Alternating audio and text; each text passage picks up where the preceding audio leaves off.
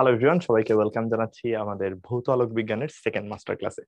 So আজকের লেকচারটা অনেক অনেক বেশি ইম্পর্টেন্ট, কারণ এই চ্যাপ্টারে মোটামুটি যে টপিক থেকে ধরো 65% কোশ্চেন বিভিন্ন সময় বিভিন্ন ইঞ্জিনিয়ারিং ইউনিভার্সিটি গুলাতে আসছে, সেই টপিকটা নিয়ে আজকে কথাবার্তা বলবো।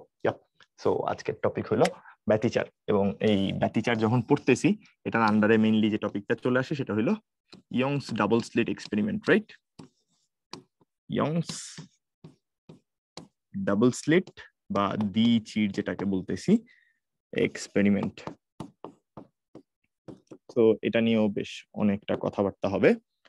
চলো তাইলে একটু আস্তে আস্তে দেখে নেই যে এখান থেকে আমি যে বললাম 60 to 65% কোশ্চেন আসে, এটার আসলে সত্যতা কতটুকু। এবং মজার ব্যাপার হলো অনেক অনেক কাল আগেও যেরকম এই টপিকটা খুব পপুলার ছিল, এখনের সময়ও কিন্তু এই টপিকটা অনেক পপুলার। তুমি যদি তাকাও এখানে দেখো 20-21 যেরকম এখান থেকে কোশ্চেন আসছে, তুমি তাকাইলে দেখবা সেই তোমাদের জন্মের সময়ও এখান থেকে কোশ্চেন আসতো। ঠিক আছে?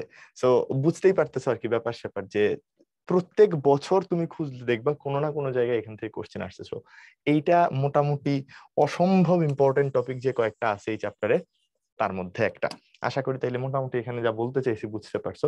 শুরু করবো তাইলে আমরা ব্যতিচারের বেসিক কনসেপ্ট দিয়ে। ব্যতিচার ঘটনাটা আসলে কি? ব্যতিচার ঘটনাটা বলতে আসলে এটা আমি যদি ইন জেনারেল তরঙ্গের জন্য বলি, যে কোনো তরঙ্গ হইতেছে মানে কিন্তু ব্যতিচার হওয়ার চান্স আছে। সো বেসিক্যালি ব্যতিচার বলতে আমরা বোঝাই যখন দুইটা মানে একই জাতীয় তরঙ্গ, ধরো শব্দ তরঙ্গ, তাহলে দুইটা শব্দ তরঙ্গ, আলো হইলে দুইটা আলোক তরঙ্গ, পানির যদি ওয়েভ হয় তাহলে পানির তরঙ্গ। তো এরকম করে দুইটা সমজাতীয় তরঙ্গ যখন একই সাথে একই জায়গায় কাজ করে, তখন তারা একটা আরেকটার উপর উপরিপাতিত হয়ে যায়, অর্থাৎ একই সাথে একই জায়গায় দুইটা কাজ করে। ঠিক আছে? কাজ করার ফলে দেখা যায় কি কোথাও কোথাও বিস্তার অনেক বেড়ে গেছে, বা যে তরঙ্গ আছে তার তীব্রতা অনেকটা বেড়ে যাবে, কারণ বিস্তার আর তীব্রতার মধ্যে সম্পর্ক আছে, তোমরা জানো তীব্রতা হলো গিয়ে বিস্তারের বর্গের সমানুপাতিক, তাই না? সো তরঙ্গের তীব্রতা এবং বিস্তার বেড়ে যায় কোথাও কোথাও, এবং কোথাও কোথাও অনেক কমে যায়। সো এই যে ঘটনাটা ঘটতেছে, দুইটা সমজাতীয় তরঙ্গ এক জায়গায় উপরিপাতিত হওয়ার ফলে কোথাও কোথাও বিস্তার বেড়ে যাচ্ছে, কোথাও কোথাও বিস্তার কমে যাচ্ছে, এই ঘটনাটাকে আমরা বলতেছি হলো গিয়ে তোমার ব্যতিচার বা ইন্টারফিয়ারেন্স। সো ব্যতিচারের দুইটা ধরন আছে। দুইটা ধরন কি কি? একটাকে বলতেছি গঠনমূলক ব্যতিচার। গঠনমূলক ব্যতিচার বলতে আসলে কি বোঝাচ্ছি, যখন তোমার দুইটা উৎস থেকে যে তরঙ্গ গিয়ে মিলতেছে, বা দুইটা তরঙ্গ যে মিলতেছে এটা যখন সমদশায় মিলে, যখন তরঙ্গদ্বয় তরঙ্গ দুইটি সমদশায় মিলিত হয়, সমদশায় মিলিত হয়, তখন আমরা সেটাকে বলতেছি হইলো গঠনমূলক ব্যতিচার। সমদশায় যখন মিলিত হইতেছে। ওকে, গুড, ভালো জিনিস, এটা হয়ে গেল। এরপরে তুমি যদি তাকাও যে আরেকটা বলতেছি আমরা ধ্বংসাত্মক ব্যতিচার। সো ধ্বংসাত্মক ব্যতিচার বলতে কি বোঝাচ্ছি, এটা তাইলে ইন্ডিকেট করে সেই সময়টা যখন তরঙ্গদ্বয় যখন বিপরীত দশায় মিলিত হয়। ঠিক আছে? যে দুইটা তরঙ্গ নিয়ে কথাবার্তা বলতেছো এরা যখন বিপরীত দশায় মিলিত হবে, তখন আমরা সেটাকে বলতেছি হইলো তোমার ধ্বংসাত্মক ব্যতিচার। বেসিক্যালি যেটা হচ্ছে, একটু যদি তাকাও তুমি এখানে বুঝতে পারবা। এই যে এখানে আমরা এটাকে বলতেছি আমাদের প্রথম তরঙ্গ, লেটস সে এটা হলো y1, এটা হলো y2, এন্ড এটা হলো সেই রেজাল্টেন্টটা y is equal two y1 plus y2। ঠিক আছে? সো এটা এবং এটা এক্স্যাক্টলি সেম দশায় মিলিত হচ্ছে। আমি যদি এখানে একটু লাইন এঁকে দেখাই তোমাদেরকে, জিনিসটা আরেকটু ক্লিয়ারলি বুঝতে পারবা। ধরো এখানে এই যে এটা যখন পিক পয়েন্টে আছে তার, সরি কালার দেখে নেই, এটা যখন এখানে তার পিক পয়েন্টে আছে, এখান থেকে যদি টান দাও দেখবা নিচেরটাও তখন তার পিক পয়েন্টে আছে, উপরেরটা যখন পিকে আছে নিচেরটাও তখন তার পিকে আছে, অর্থাৎ একই সাথে বাড়তেছে একই সাথে কমতেছে। তুমি যদি এখানে একটা পয়েন্ট নাও, আমরা একটু কালারটা চেঞ্জ করে দিই, লেটস সে এখানে একটা পয়েন্ট নাও, দেখো যখন জিরো, দুইটাই জিরো, এবং ফলে রেজাল্টেন্টও জিরো। বাট যখন নিচে নামতেছে এই পয়েন্টের দিকে যদি তাকাও, যখন নিচে নামতেছে দুইজনই নিচে নামতেছে, এবং ফলে দুইজনের নিচের দিকের হইলো গিয়ে সরণের পরিমাণ বা বিস্তারটা অনেক বেশি হয়ে যাচ্ছে। এই যে এটাও নিচে এটাও নিচে মিলায় দুইটা মিলে অনেক বেশি নিচে চলে যাচ্ছে।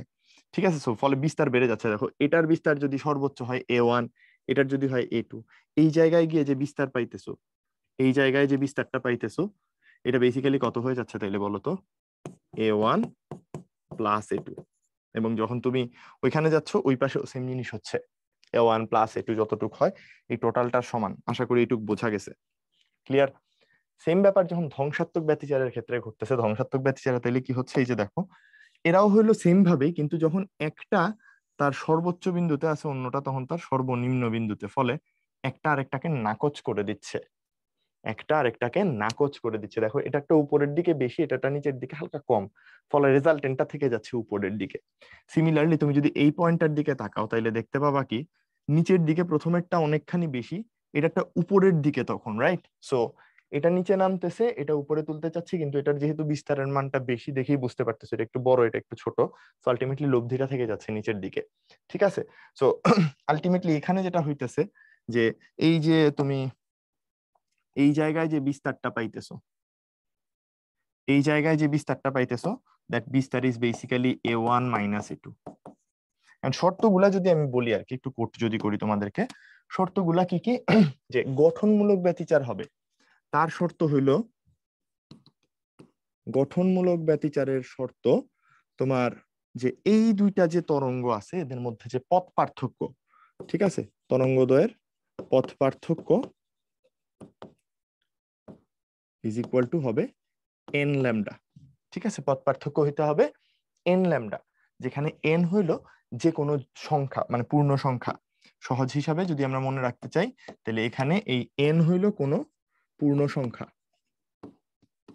পূর্ণ সংখ্যা। আর যদি ধ্বংসাত্মক ব্যতিচারের শর্ততে যাই আমরা, ধ্বংসাত্মক ব্যতিচারের শর্ত হলো এরকম যে ওকে তোমার এই পথ পার্থক্যটা সেক্ষেত্রে হয়ে যাইতে হবে, এই পথ পার্থক্যটা সেক্ষেত্রে হয়ে যাইতে হবে হইলো গিয়ে তোমার λ/2 এর বিজোড় গুণিতক, ঠিক আছে? তো বেসিক্যালি এটাকে আমরা এভাবে দেখাই, 2n+1 λ/2, যেখানে এই এনও হইতে হবে তাইলে কোনো না কোনো একটা পূর্ণ সংখ্যা, ঠিক আছে? এটাও তাইলে একটা পূর্ণ সংখ্যা, বা সোজা হিসাবে যদি আমরা বলি এখানে শর্ত হইল যে λ/2 ইন্টু জোড় সংখ্যা, সরি, λ/2 এর সাথে জোড় সংখ্যা, এটা হইলো এখানকার শর্ত। আর এখানে শর্ততে যদি যাই λ/2 ইন্টু এখানে থাকবে বিজোড় সংখ্যা,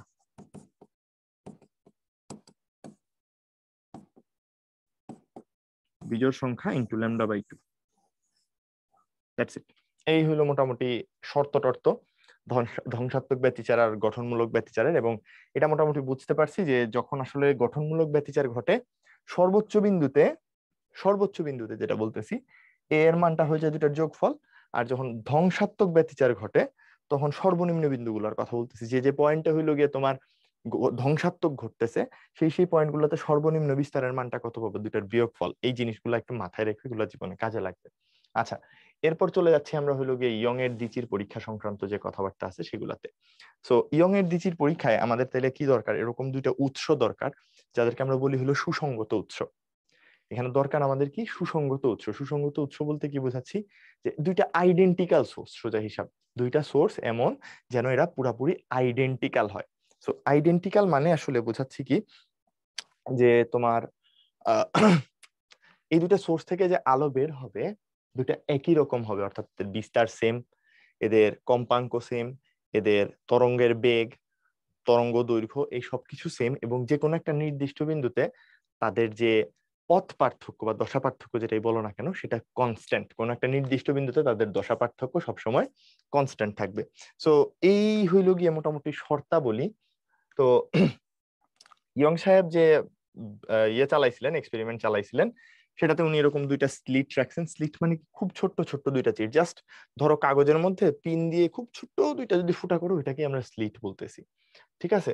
এখন তুমি চিন্তা করো যে উনি আসলে করছিলেনটা কি, এখান দিয়ে আলো পাস করাইছেন, বেসিক্যালি এখানে একটা সোর্স ছিল, ঠিক আছে? প্রথমে একটা স্লিট থাকতো, তারপর সেটা দিয়ে লাইট পাস করতো, তো অত ডিটেলসে গিয়ে লাভ নেই, আমাদের তো জাস্ট বেসিক আইডিয়াটা দরকার।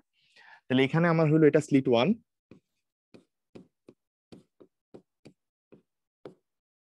এটা হলো স্লিট 1, আর এটা হলো স্লিট 2।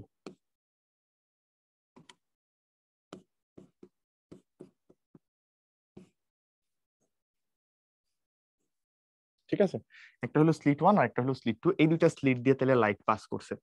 সো হাইগেন্সের নীতি আমাদেরকে কি বলে যে এইখানে তরঙ্গমুখের উপরস্থ যে কোনো বিন্দু তোমার হলো গিয়ে গৌণ উৎস হিসাবে কাজ করে। সো এখান থেকেও নতুন ভাবে হলো গিয়ে তরঙ্গমুখ বা তরঙ্গগুলা সামনের দিকে আগাইছে। সো এটা একটা সোর্সের মতো কাজ করে, লাইট সামনে পাস করছে, এটা একটা সোর্সের মতো কাজ করে, লাইট সামনের দিকে পাস করছে। সো এই লাইট গুলা এরপর উপরিপাতিত হইছে, উপরিপাতিত হয়ে এই যে পর্দার মধ্যে এরকম প্যাটার্ন সৃষ্টি করে, সাদা অন্ধকার সাদা অন্ধকার সাদা অন্ধকার। এখানে আমরা যে ছবিটা দিছি এক্স্যাক্টলি যে এরকমই হয় ব্যাপারটা তা না, এতটা শার্প হয় না। যে জায়গাটা সাদা সেটা সাদা, তারপর আস্তে আস্তে আস্তে আস্তে কমতে কমতে কালো হয়, অনেক কালো হয়, তারপর আবার কালচে কমতে কমতে কমতে কমতে সাদা হয়, তারপর আবার সাদা অনেক উজ্জ্বল হয়, তারপর আবার উজ্জ্বল, মানে উজ্জ্বলতার পর্যায়ক্রমিক হ্রাস বৃদ্ধি ঘটে। এরকম সলিড সাদা বা সলিড কালো এরকম পাবা না। কিছু পয়েন্টসে হইলো গিয়ে তোমার সলিড সাদা বা অনেক বেশি উজ্জ্বলতা পাওয়া যায়, কিছু পয়েন্টে অনেক বেশি অন্ধকার হয়ে যায়। সো বেসিক্যালি এই ছবিটা তো জাস্ট আমরা তোমাদেরকে আইডিয়া হিসেবে দেখাইছি যে কিরকম হয় সাদা কালো এরকম প্যাটার্ন ক্রিয়েট হয়। সো মাঝখানে যে জিনিসটা পাচ্ছ তুমি, এই যে মাঝখানে যে পয়েন্টটা পাইতেছি, এই পয়েন্টটাকে আমরা বলি হলো কেন্দ্রীয় উজ্জ্বল। ঠিক আছে, এটাকে আমরা বলতেছি কেন্দ্রীয় উজ্জ্বল। আর এই যে এগুলা যেহেতু কিছুটা জায়গা নিয়ে হইলো তোমার এরকম সাদা কালো সৃষ্টি করতেছে, এগুলাকে আমরা বলি ডোরা। ঠিক আছে, সো এটা হয়ে গেল আমার কেন্দ্রীয় উজ্জ্বল ডোরা। ইংলিশে লিখলে সেন্ট্রাল, ইংলিশে যদি লিখি তাহলে এটাকে আমরা বলবো সেন্ট্রাল ব্রাইট ফ্রিঞ্জ, সিবিএফ মনে রেখো, সেন্ট্রাল ব্রাইট ফ্রিঞ্জ। ঠিক আছে, ফ্রিঞ্জ হইলো গিয়ে তোমার ডোরার ইংলিশ আর কি। সো এই যদি হয় এখান থেকে, তাইলে আমরা এরপর আস্তে আস্তে যদি উপরের দিকে উঠতে থাকি পথ পার্থক্য বাড়তে থাকে। লাইক এই পয়েন্টে যদি তাকাও তুমি, এই পয়েন্টে তাইলে কি পাচ্ছ, এখানে পাচ্ছ একটা অন্ধকার। সো এটাকে আমরা বলবো ফার্স্ট ডার্ক, এটা হলো আমার ফার্স্ট ডার্ক। এদিকে এটাও তাইলে ফার্স্ট ডার্ক, এটা মাথায় রেখো। পুরা জিনিসটা সিমেট্রিক্যালি ছড়াইতে থাকে, পুরা জিনিসটা সিমেট্রিক্যালি ছড়ায়। এটা হলো সেন্ট্রাল ব্রাইট ফ্রিঞ্জ, তারপরে আসে দুইটা প্রথম ডার্ক, তারপরে যদি যাও তুমি এখানে পাবো আবার এটাকে কিন্তু বলবো ফার্স্ট ব্রাইট, এটা হলো ফার্স্ট ব্রাইট, এটাও তাইলে হবে এই পাশের ফার্স্ট ব্রাইট। আচ্ছা, দেন যদি তুমি আবার যাও এটা হবে সেকেন্ড ডার্ক। ওকে, এটা সেকেন্ড ডার্ক, এটাও তাইলে হবে আমাদের সেকেন্ড ডার্ক। সিমিলারলি তুমি যদি সামনে আগাও তাইলে এটাকে বলবা সেকেন্ড ব্রাইট, এটাও তাইলে হবে সেকেন্ড ব্রাইট। আই গেস তাইলে মোটামুটি আইডিয়া বুঝছো, এইভাবে করে নাম্বারিং হইতে হইতে হইতে হইতে যাইতে থাকে আর কি। কারণ কোন একটা বিন্দু উজ্জ্বল হবে নাকি অন্ধকার হবে সেটা ডিটারমাইন করব কিভাবে, ওই যে বুঝতে হবে উজ্জ্বল হইতেছে মানে আসলে কি, ডিটারমাইনটা কেমনে করব। চিন্তা করো, আমি বলতেছি যে পয়েন্টটা উজ্জ্বল হয়ে গেছে সেখানে তার মানে তীব্রতা বেশি, তাই তো, দুইটা মিলায়ে তীব্রতা বেশি করছে, তার মানে এখানে আসলে গঠনমূলক ব্যতিচার ঘটছে, এখানে আসলে গঠনমূলক ব্যতিচার ঘটছে। আর যেখানে অন্ধকার ডোরা পাইতেছো, যে পয়েন্টগুলা অন্ধকার, সেই পয়েন্টে তার মানে কি ঘটছে বলতো, এই পয়েন্টগুলাতে ধ্বংসাত্মক ব্যতিচার ঘটছে। ঠিক আছে, এই পয়েন্টগুলাতে ধ্বংসাত্মক ব্যতিচার ঘটছে। সো পয়েন্ট হইল যে এইটা প্রথম চির, এটা দ্বিতীয় চির, এই মাঝখানের যে দূরত্বটা, এই দূরত্বটাকে আমরা ধরো লেটস সে এ দিয়ে দেখাইলাম। এই যে দূরত্বটা, এটাকে আমরা এ দিয়ে দেখাইলাম, চির দ্বয়ের মধ্যবর্তী দূরত্ব, দুইটা চিরের মধ্যবর্তী দূরত্ব, এটাকে যদি এ দিয়ে দেখাই তাইলে এরপরে তুমি চিন্তা করো যে কোনো, এটা থাকলেও আমাদের পর্দা। সো এটা হলো পর্দা, ওইখানে ছিল স্লিট। আচ্ছা, এবার পর্দার দূরত্বটাকে তাইলে আমরা দেখাবো হলো ডি দিয়ে। ঠিক আছে, পর্দার দূরত্বটা আমরা দেখাবো হইলো ডি দিয়ে, এটা হলো পর্দার দূরত্ব। গুড, বুঝতে পারলাম।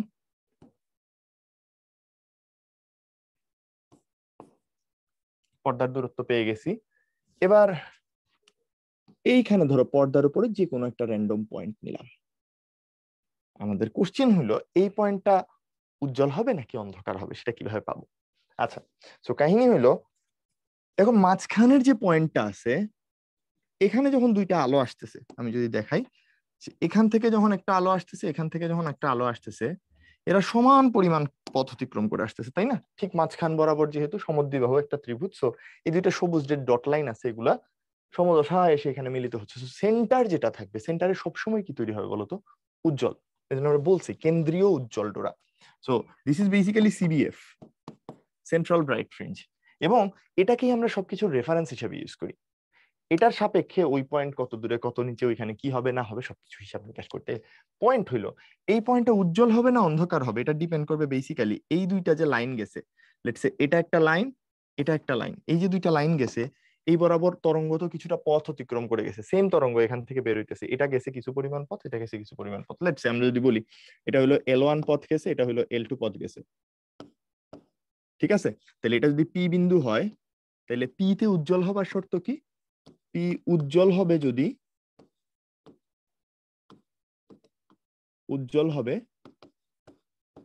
যদি এই যে L1 আর L2 যে পথ পার্থক্য L2 minus L1 is equal to some n lambda হয়। এটা আমরা একটু আগে দেখছি।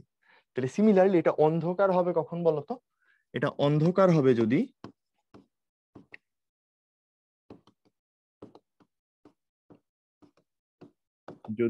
এই L2 মাইনাস L1 সমান 2n প্লাস 1 ল্যামডা বাই 2 হয়, রাইট? এগুলা জিনিসপত্র আমরা মোটামুটি সবাই জানি। কাহিনী হলো ধরে নিলাম ধরো এই পয়েন্টটা একটা উজ্জ্বল বিন্দু, ঠিক আছে? পয়েন্টটা একটা উজ্জ্বল বিন্দু, তাইলে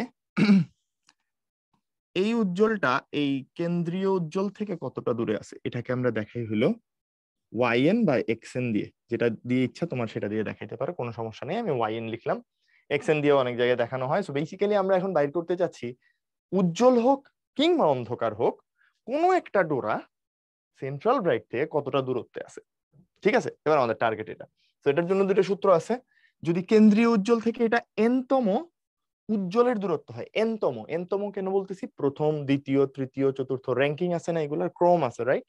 তো আমরা এটা বলতেছি যে যদি এনতম উজ্জ্বল হয় উজ্জ্বলের দূরত্বের ফর্মুলাটা আসে এরকম, yn is equal to n lambda D divided by A, যেখানে n তো বুঝতেই পারছি কি তোমার কততম ক্রম, প্রথম, দ্বিতীয়, তৃতীয়, চতুর্থ, সেটা দিয়ে, দেন ল্যামডা হলো তরঙ্গ দৈর্ঘ্য, ডি হইলো গিয়ে পর্দার দূরত্ব, আর এ তো বললাম স্লিট দুইটার মধ্যবর্তী দূরত্ব। তাও একটু মাথায় রেখো এই যে এন যেটা এখানে এটার ভ্যালু কত কত হইতে পারে আর কি। সো এন এর ভ্যালু ক্যান বি 0, 1, 2, 3 ব্লা ব্লা ব্লা ব্লা ব্লা। একটা কোশ্চেন আসতে পারে এন এর ভ্যালু তাহলে 0 কি মিন করে এখানে? কোশ্চেনের আনসার হলো এই 0 যেটা আছে এটা এটা বসাইলে কত হয়? পথ পার্থক্য 0 হয়ে যাচ্ছে। সো বেসিক্যালি এটা আসলে সেন্ট্রাল ব্রাইট ফ্রিঞ্জ মিন করে। এই যে 1টা আছে 1 বসাইলে এটা ফার্স্ট ব্রাইট মিন করে, 2 বসাইলে এটা হলো সেকেন্ড ব্রাইট মিন করে। ওকে, বুঝলাম। এরপর রইলো বাকি তাইলে এই সেম ডিসটেন্সটা যদি এবার হয় তোমার হইলো গিয়ে একটা অন্ধকারের এনতম অন্ধকার, লাইক প্রথম অন্ধকার, দ্বিতীয় অন্ধকার, এরকম করে কোন একটা অন্ধকারের দূরত্ব যদি হয় সেক্ষেত্রে তাইলে আমরা লিখবো yn ইজ ইকুয়াল টু, দুই ভাবে লেখা যায়, এটা বিজোড় সংখ্যক তো, সো এরকম চলে আসে twice n plus 1 lambda D by 2a। কাহিনী হইলো এখানে বিজোড় তো টুয়াইস n প্লাস না 1 দিয়ে, অনেক জায়গায় টুয়াইস n মাইনাস 1ও দেওয়া হয়। আমি তোমাকে বলি বেসিক ব্যাপারটা কি, যে যখন প্রথম অন্ধকার হয় তোমাকে এই জিনিসটা মাথায় রাখতে হবে যে ফার্স্ট ডার্ক যখন হইতেছে, ফার্স্ট ডার্কে পথ পার্থক্য, পাথ ডিফারেন্স যেটা, সেটা হয় হইলো গিয়ে তোমার lambda by 2, that's it. Second ডার্কে যখন যাচ্ছ সেটা হয় হইলো 3 lambda by 2 and so on. এই জিনিসটা মেনটেন করার জন্য তুমি এখানে এখন যা দরকার তাই করো। তুমি তাইলে চিন্তা করে দেখো এন এর ভ্যালু যখন এখানে বসাবা, তুমি এখানে যখন এন এর ভ্যালু বসাবা, এন এর ভ্যালু তাহলে স্টার্ট করতে হবে তোমার 0 থেকে এন্ড সো অন। করলে কি হবে তাকাও, এন যখন 0 বসাচ্ছি এটা কত হচ্ছে? 1 ইন্টু ল্যামডা বাই 2 আছে একটা, রাইট? ডি বাই এ এটাকে বাদ দিয়ে দাও, ডি বাই এ এখানেও আছে ওইখানেও আছে, এখানে হলো এন ল্যামডা, এখানে হলো দেখো twice n plus 1 lambda by 2, right? পার্থক্যটা কই? ডি বাই এ দুই জায়গাতেই আছে, এখানেও দেখো ডি, এখানেও দেখো এ, এটাতেও দেখো ডি, এটাতেও এ। সো ডি বাই এ কে বাদ দাও, বাকিটুক দেখো আমাদের ওই পাথ ডিফারেন্সের ফর্মুলা থেকে আসতেছে, এন ল্যামডা আর twice n plus one lambda by two. So তুমি সিম্পলি চিন্তা করো, এটাকে তোমার প্রথমটার জন্য যদি বাইর করতে চাও, এটা হইতে হবে ল্যামডা বাই টু, খালি ল্যামডা বাই টু। তাহলে কি করবা, এন এর মান ওয়ান বসাবা না, কিন্তু কত বসাবা, জিরো বসাবা। জিরো বসাইলে দেখো two into zero plus one, তার মানে কত হলো, one lambda by two. Clear? So এখানে জিরো যখন বসাবা, এখানে জিরো যখন বসাচ্ছ, this zero stands for the first dark. ঠিক আছে? সো এটা কিন্তু আমার ফার্স্ট ডার্ক ইন্ডিকেট করে। ওয়ান যখন বসাইতেছি, এটা তাইলে সেকেন্ড ডার্ক ইন্ডিকেট করবে। ঠিক আছে? সিমিলারলি থ্রি যখন বসাইতেছি, এটা তার মানে ফোর্থ ডার্ক ইন্ডিকেট করবে। তার মানে তোমার যততম ডার্ক লাগবে তুমি এন এর ভ্যালু বসাবা অ্যাকচুয়ালি তার থেকে এক কম। তোমার যদি দশম অন্ধকার চাই, তুমি এখানে বসাবা 9। এটাকে অনেকে 2n-1 দিয়ে করে, তখন আবার এন এর ভ্যালু 1 2 3 4 করতো। যাই হোক, ম্যাক্সিমাম বই এভাবে দেওয়া, তাই জন্য আমি এভাবে দিয়ে করাইতেছি। আই গেস তাইলে মোটামুটি ব্যাপার স্যাপার কারোর কাছে বুঝতে অসুবিধা থাকার কথা না আর কি, এখানের ফর্মুলা গুলা। এটা যদি হয়ে যায়, এরপর চলে যাব আমরা খুব গুরুত্বপূর্ণ দুটার জিনিসে, যেটাকে আমরা বলতেছি হইলো গিয়ে তোমার ডোরা ব্যবধান আর ডোরা প্রস্থ। এটা নিয়ে আমরা একটু হালকা হালকা কথাবার্তা বলতে চাইতেছি আর কি। সো বেসিক্যালি ডোরা তো সৃষ্টি হইতেছিল একটু আগে দেখতেছিলাই। ডোরা ব্যবধান বলতে আসলে কি বোঝাই? ডোরা ব্যবধান বলতে আমরা বোঝাই হইলো এই জিনিসটা। দেখো সহজ করে যদি বলি যে এইটা একটা উজ্জ্বল, লেটস সে এটা একটা উজ্জ্বল, একটা উজ্জ্বল থেকে উজ্জ্বলের যে দূরত্ব, সেটাকে আমরা বলতেছি হইলো গিয়ে একটা ডোরা ব্যবধান। কিংবা উল্টা করে বলতে পারো, একটা অন্ধকার থেকে একটা অন্ধকারের যে দূরত্ব, সেটাকে আমরা বলতেছি হলো ডোরা ব্যবধান। কারণ এখানে ডোরার প্রস্থগুলো আমরা সমান ধরে নিই আর কি, যদিও প্র্যাকটিক্যালি এক্স্যাক্টলি সমান হয় না, স্টিল আমরা হলো সমান ধরে নিয়ে করতেছি হিসাব। আই গেস তাইলে এই ব্যাপারটা নিয়ে কারো সন্দেহ থাকার কথা না যে ডোরা ব্যবধান বলতে কি বোঝাচ্ছি। সো এই জিনিসটাই হলো এখানে ডোরা ব্যবধান নির্দেশ করে। তুমি এইটাকে যদি চাও দুইটা বিন্দুকে একটু উপরের দিকে তুললে, তুমি তাইলে দেখো ডোরা ব্যবধান আলটিমেটলি কি নির্দেশ করতেছে, একটা উজ্জ্বল আর একটা অন্ধকার, এই দুইটা ডোরা মিলায় যে স্পেসটা ক্রিয়েট করতেছে, সেটা হলো গিয়ে অ্যাকচুয়ালি একটা ডোরার ব্যবধান। সো একটি ডোরার ব্যবধান মানে হলো একটা উজ্জ্বল ডোরা আর একটা অন্ধকার ডোরা, দুইটা জিনিস মিলে যাচ্ছে। ওকে, আচ্ছা। আর প্রস্থ বলতে কি বোঝাচ্ছি? প্রস্থ মানে হইলো একটা উজ্জ্বল থেকে একটা অন্ধকারের যে সেন্টার তার মধ্যবর্তী দূরত্ব। ঠিক আছে? এই যে অন্ধকার আর উজ্জ্বলের মধ্যবর্তী দূরত্ব। ইভেন তুমি চাইলে এটাও দেখাইতে পারো যে ডোরা প্রস্থ দেখাবো তো, সো প্রস্থ বলতে আসলে আমি এইটুকু বোঝাচ্ছি।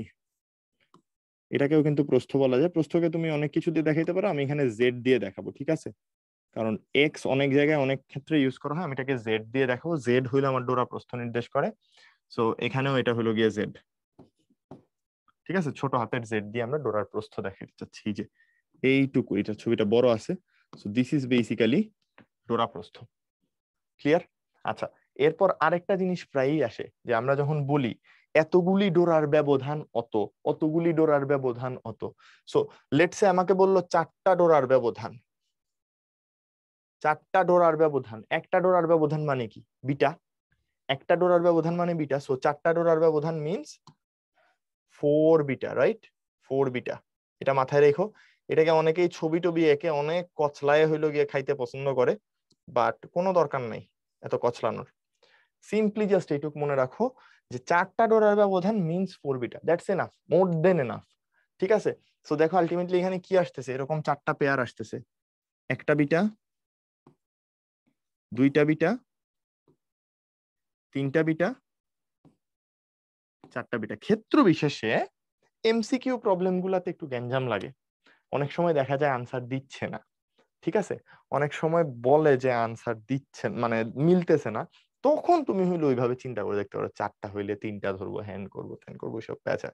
বাট আদারওয়াইজ তোমার অঙ্ক যেভাবে যাইতেছে, চারটা ডোরার ব্যবধান মিনস 4 বিটা, দ্যাটস ইট। আচ্ছা, এবার আসি হইলো মানে সেই কোশ্চেনে তোমাকে প্রায় পরীক্ষায় এটা ফেস করতে হয় যে দুইটি ডোরার মধ্যবর্তী দূরত্ব, দুইটি ডোরার মধ্যবর্তী দূরত্ব, এই কথাটা বলা থাকলো। তাহলে আমি আসলে কি এটাকে বিটা ধরবো নাকি জেড ধরবো? একটা কোশ্চেন আসে না, যেটাকে আমি বিটা ধরবো নাকি জেড ধরবো? দুইটা ডোরা বলতে আসলে কতটুকু বুঝতেছি। অনেকেই এখানে ডোরার প্রস্থ ধরতে আগ্রহী, ঠিক আছে, ডোরার প্রস্থ ধরতে আগ্রহী। বাট আমরা মোটামুটি বেশ অনেকগুলা হইলো গিয়ে ফিজিক্স রাইটারদের বই ঘাটাঘাটি করছি, যেগুলা ধরো ইউনিভার্সিটি লেভেলে হয়তো পড়ানো হয়। সেখানের ম্যাক্সিমাম বইয়ের মধ্যেই ডোরা বলতে তারা কেবলমাত্র উজ্জ্বল ডোরাকে ইন্ডিকেট করে। কোথাও অন্ধকার ডোরাকে ওইরকম করে আলাদাভাবে ট্রিট করা হয় না। দ্যাট মিনস তোমাকে যখন ফ্রিঞ্জ বা ডোরা বলতেছে, সে ইন্ডিকেটই করতেছে হলো উজ্জ্বল। অ্যাজ এ রেজাল্ট যখন তুমি আসলে এটাতে যাচ্ছ, দুইটি ডোরার মধ্যবর্তী দূরত্ব, এখানে আমরা অলওয়েজ ইউজ করব ডোরা ব্যবধান, ঠিক আছে? এখানে আমরা অলওয়েজ ইউজ করব ডোরা ব্যবধান। ইভেন আমরা যে ডোরা প্রস্থ টার্মটা ইউজ করি, এটা ম্যাক্সিমাম ফিজিক্স রাইটার বা ইংলিশ যে বইগুলো আছে হাই ক্লাসের, সেগুলাতে নাই, ঠিক আছে?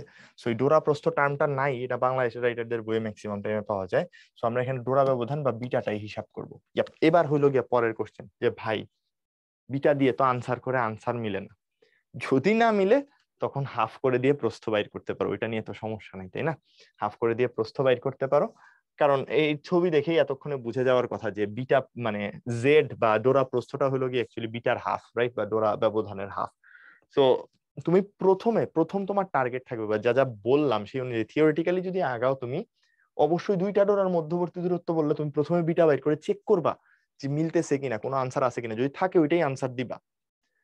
বাট যদি দেখো আনসার পাচ্ছ না, তাহলে হাফ করে দিয়ে দেখো এবার প্রস্থতে আনসার মিলতেছে কিনা। সে হয়তো তাহলে সেক্ষেত্রে ওইটাকে প্রস্থ হিসেবে ট্রিট করছে। বাট আমরা যদি মানে ঠিকঠাক মতো আগাইতে চাই, লজিক্যালি আগাইতে চাই, তাহলে কখনোই আমাদের দুইটা ডোরার মধ্যবর্তী দূরত্বতে ডোরা প্রস্থ দেওয়া উচিত না। আই গেস আমি এটা ক্লিয়ার করে ফেলতে পারছি, অনেকবার বলছি। ক্লিয়ার? দুইটা ডোরার মধ্যবর্তী দূরত্ব মানেই হলো ডোরার ব্যবধান, বিটা বাই করব। আচ্ছা, সো এটা ক্লিয়ার হয়ে গেলে এরপর আমরা বিটা আর জেড এর রাশিমালাগুলো একটু দেখে নিতে চাই। রাশিমালাগুলো কিরকম? খুবই সিম্পল সিম্পল দুইটা রাশিমালা। বিটা যেটা, বিটার রাশিমালা হলো এরকম, ল্যামডা ডি বাই এ, এটা হলো বিটার রাশিমালা। আর জেড এর রাশিমালা তাইলে কি হবে? প্রস্থ যেটা, that is basically lambda D by 2a, এটা হবে ল্যামডা ডি বাই 2a। এতক্ষণে তোমরা শিখে গেছো যে ল্যামডা কি, ডি কি, আর এ কি। সো এগুলা নিয়ে আমি আসলে আর ডিটেইলস আলোচনা এখন ঢুকলাম না, আশা করি এইটুকু মনে থাকবে। সো কোশ্চেনে চলে যাই, কোশ্চেনে কি বলছে দেখি। এবং আমরা করতে করতে গিয়েও দেখবো প্রচুর অঙ্কের আনসার মিলতেছে না, তখন আমরা ওই যে আবার নিপাতনে সিদ্ধ ওই রকম হাফ করে দেখবো কোনটা দিয়ে মিলে। So with two slits spaced d is equal to 0.2 mm apart, দেখো d equals to 0.2 mm apart, তাহলে d এর ভ্যালু মানে a যেটা আমরা ধরে থাকি আর কি, on a screen at a distance of d is equal to 1 meter, the third bright fringe is found to be displaced x equals to 7.5 millimeter from the central fringe. What is the wavelength lambda? So y is equal to আমরা জানি bright যেহেতু বলছে n lambda d by a, তাহলে y এর ভ্যালুটাই x দিয়ে দিছে এখানে 7.5 mm into 10 to the power minus 3 is equal to n এর ভ্যালু কত? থার্ড বলছে তাই না, থার্ড ব্রাইট ফ্রিঞ্জ। সো এখানে দেখো আমরা দুইটা স্লাইড আগেই দেখায় আসছিলাম, ফার্স্ট ব্রাইটের জন্য 1 বসাই, সেকেন্ড ব্রাইটের জন্য কিন্তু 2 বসাই। সো এরকম করে এটা হইলে এখানে বসাবো হলো 3 ইন্টু ল্যামডা বাইর করতে হবে, ডি হইলো 1 মিটার অ্যাপার্ট, আর এ দেওয়া আছে 0.2 mm into the power minus 3। তাহলে একটু এখান থেকে বাইর করে ফেলি আমরা যে ল্যামডার ভ্যালু কত আসে।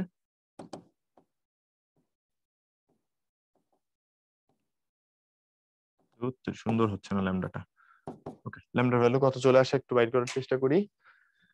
তাহলে আসবে হইলো 7.5 into 10 to the power minus 3 into 0.2 into 10 to the power minus 3 divided by 3. Answer আসতেছে হইলো 5 into 10 inverse 7, 5 into 10 to the power minus 7, that means এটাকে লিখতে পারবো 5000 অ্যাংস্ট্রম। এটাকে লেখা যাবে 5000 অ্যাংস্ট্রম, বা তুমি যদি অন্যভাবে লিখো এটাকে 500 ন্যানোমিটারও লেখা যাবে, 500 ন্যানোমিটারও লেখা যাবে। That's it. সো এটা এমনি মনে রাখতে পারো, কারণ আলোর এই অঙ্কগুলোতে প্রায় এটা আসে 10 to the power minus 7 আসার মানে এটা 100 গুণ করলে ন্যানোমিটারে যাবে, 1000 গুণ করলে অ্যাংস্ট্রমে চলে যাবে। তো এখান থেকে কারেক্ট আনসার কোনটা আসতেছে বলো তো? 500 nanometre, that is the correct answer. আশা করি এটা বুঝতে পারছি, সমস্যা নাই। পরেরটা, ইয়ং এর ডিচির পরীক্ষায় আলোর কম্পাঙ্ক দেওয়া আছে, পার্শ্ববর্তী দুটি ডোরা কেন্দ্রের মধ্যবর্তী দূরত্ব। দেখো আবার পার্শ্ববর্তী দুটি ডোরা কেন্দ্রের, তাহলে কি ধরবো? বিটা ধরবো। ঠিক আছে, বিটা ধরে অঙ্ক করব, না মিললে হাফ করব, মাথায় রেখো। কি করব? ফার্স্ট অ্যাটেম্প্ট দেই, যদি মিলে যায় তাহলে তো হইলো, না হইলে আমরা অন্য কিছুতে যাব। তাহলে ফার্স্ট অ্যাটেম্প্ট বিটা দিয়ে করব, ফার্স্ট অ্যাটেম্প্টে বিটা দিয়ে ট্রাই করব। পর্দার দূরত্ব দেওয়া আছে, চির দুইটার মধ্যবর্তী দূরত্ব, তাহলে beta is equal to lambda D by A. এখান থেকে তাইলে চির দুইটার মধ্যবর্তী দূরত্ব বাইর করতে চাই, এ ইকুয়ালস টু হয়ে যাবে, তাহলে ল্যামডার ভ্যালু লাগবে সি বাই এফ করে দিব আমরা, 6 10 টু দি পাওয়ার 14 আর 3 10 to the power 8 by 6 10 to the power 14। D কত? ডি হইলো 1.4 মিটার, আর নিচে চলে যাবে হইলো গিয়ে বিটাটা কত বলছে? 0.7 mm, so 0.7 into 10 to the power -3। ঠিক আছে, বসায় দিই, দেখি কত আসে।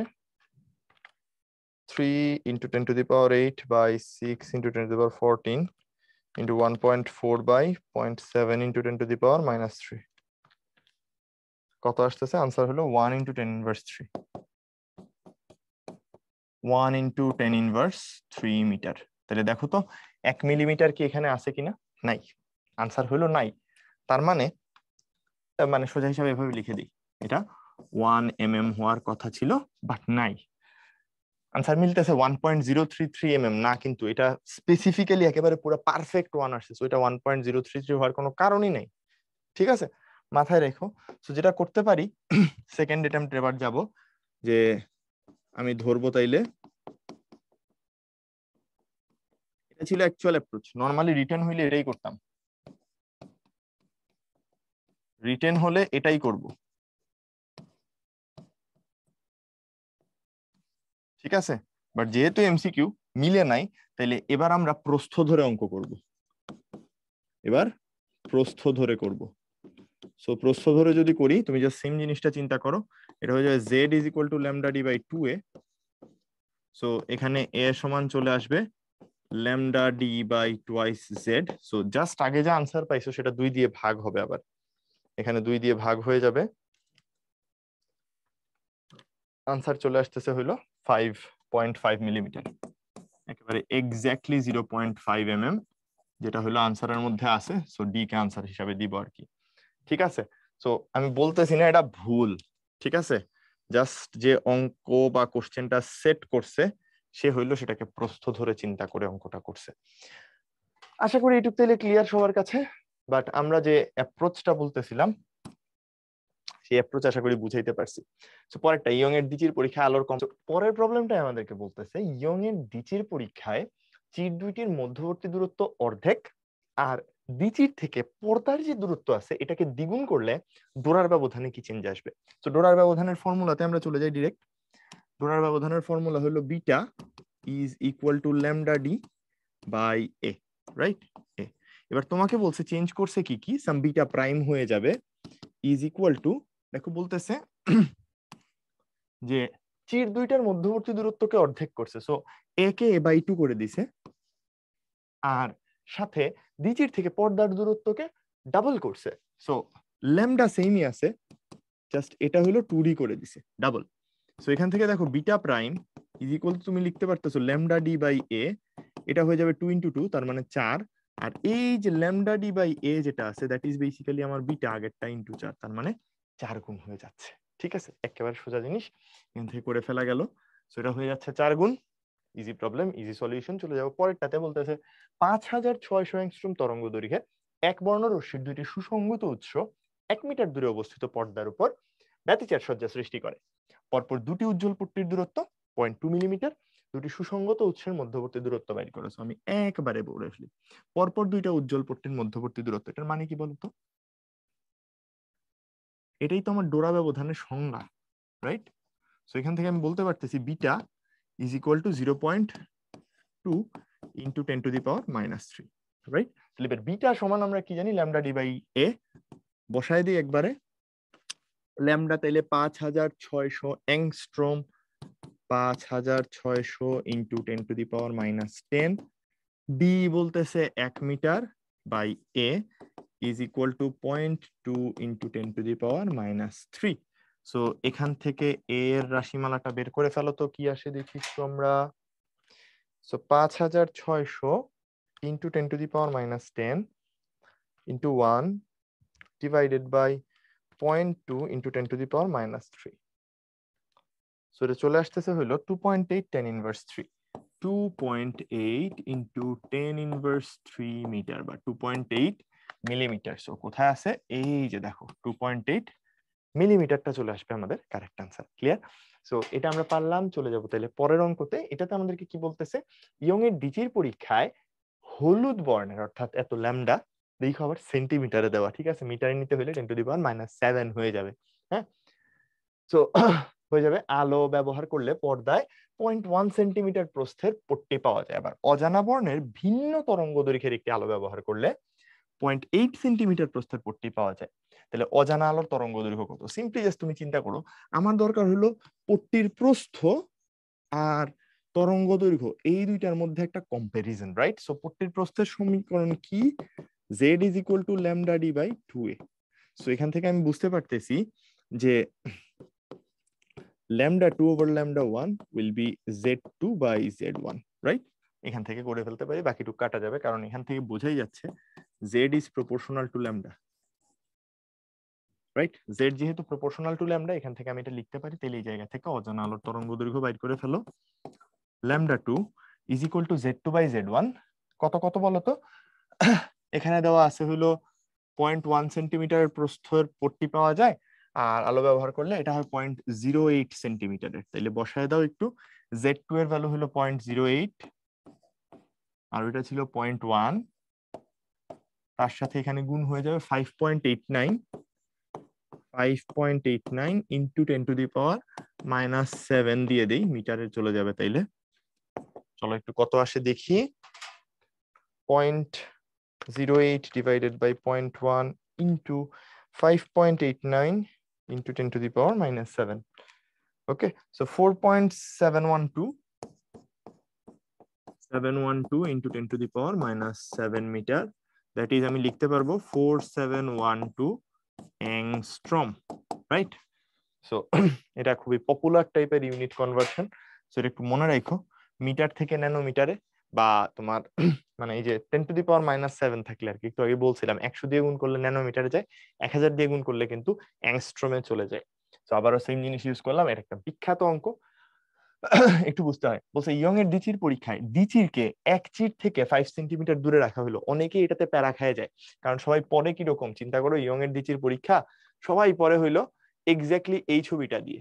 আমরা যেটা দিয়ে দেখাইছি যেখানে শুরুই করে আমরা হইলো গিয়ে ডিচির থেকে বাট ইয়ং যে সেটআপটা সাজাইছিলেন ঠিক আছে ইয়ং এর সেটআপটাতে কিন্তু প্রথমে একটা একক চির ছিল মানে তার সেটআপটা যদি আমি তোমাকে একটু এঁকে দেখাই কাইন্ড অফ এরকম একটা বিন্দু উৎস ছিল আলোর সেখান থেকে আমরা যদি একটু এখানে একটা ডট লাইন নিলাম এই বরাবর সেখান থেকে কাইন্ড অফ ব্যাপারটা এরকম ছিল যে এই বরাবর এখানে একটা দেন এই তারপরে এই ফাইনালি এখানে একটা পর্দা রেখে দিয়েছিলেন সো এই ছিল মোটামুটি ভাবে তার সেটআপ আর কি সোজা করেই আঁকার চেষ্টা করি আর কি যতটা হয় ওকে সো এই ছিল মোটামুটি তার সেটআপ সো এখন এই সরি একটু ভুল লাগছে এখানে তো প্রথমেই আমরা ডিচিট দিয়ে দিছি একটু একটু তাইলে আগের থেকে আর একটু ঠিক করে আসি এটা নরমালি আমরা দেখে অভ্যস্ত বাট তার যে সেটআপটা ছিল সেই সেটআপে কি কি ছিল একটু জাস্ট দেখায় নি এইগুলা একটু সরায় দিই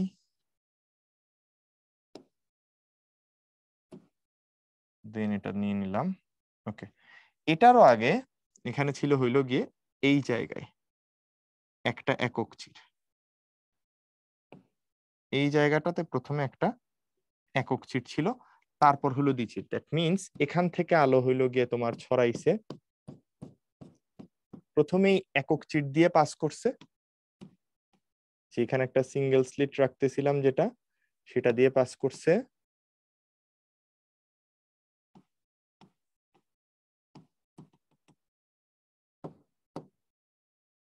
হ্যাঁ,